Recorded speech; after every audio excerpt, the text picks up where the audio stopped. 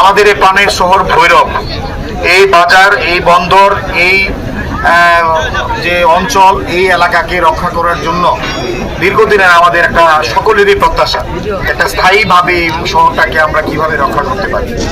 আজকে আমরা যেই কাজে আসলাম, অতি দ্রুত ইদানিংকালে প্রায় সময় এই গভীর ভাঙনগুলা শুরু হয় এবং ভাঙনগুলোর গভীরতা এত বেশি। এখানে ৫ নম্বর বোর্ডের অ্যাকশন সাহেব আছেন, উনিও আমাকে বলেছেন যে আস্তে আস্তে যেভাবে ভিতরের দিকে ঢুকে যাচ্ছে, এটা অত্যন্ত খুবই কঠিন এবং খুবই বিপজ্জনক।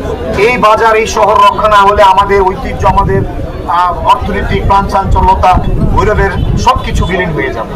আমরা যে কোনো উপায়ে যাই করি না কেন, আমরা সবসময় জনগণের যেহেতু কাজ করি, প্রথমত আমাদের মূল ফার্স্ট প্রায়োরিটি হলো এই ভৈরব শহরকে রক্ষা করতে হবে।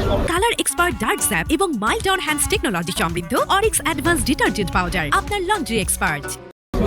এখানে তেলের ডিপো আছে, এখানে এলএসডি গোডাউন আছে, অনেক প্রতিষ্ঠান আছে এই শহরটাকে রক্ষা করার জন্য। তাই আজকে আমরা গুরুত্বপূর্ণ কয়েকটি অংশে ভাঙন হওয়ার পর নেতৃবৃন্দ আমাকে বলেছে, ফেসবুকে বিভিন্ন পত্রিকা যখন আমি দেখলাম, বিভিন্ন ব্যবসায়ীরাও আমাকে ফোন দিয়েছে, সাথে সাথে আমি মাননীয় পানি সম্পদ মন্ত্রী জনাব এনি চৌধুরী সাহেবের সাথে আমি কথা বলি, প্রতিমন্ত্রীর সাথে কথা বলি, বলে আমি দ্রুত আমাকে আশ্বস্ত করেন এবং সচিব সাহেব এবং ডিজি সাহেব তাদের সাথেও কথা বলে পরবর্তীতে দ্রুত আমরা এই জিও ব্যাগের এই ডাম্পিং আজকের যে কার্যক্রম চলছে সেই পদক্ষেপটা আমরা প্রাথমিকভাবে নিচ্ছি।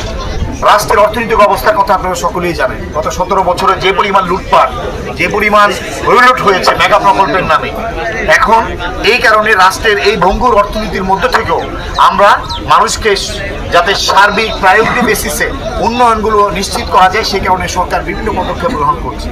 আমার এই ভৈরবের মতো অনেক জায়গাতে এরকম সমস্যা আছে যেখানে নামমাত্র টাকা পয়সা এসেছে, উন্নয়ন হয়েছে, টেন্ডার হয়েছে, কিন্তু আসলে জনগণের কোনো সুফল আসে নাই।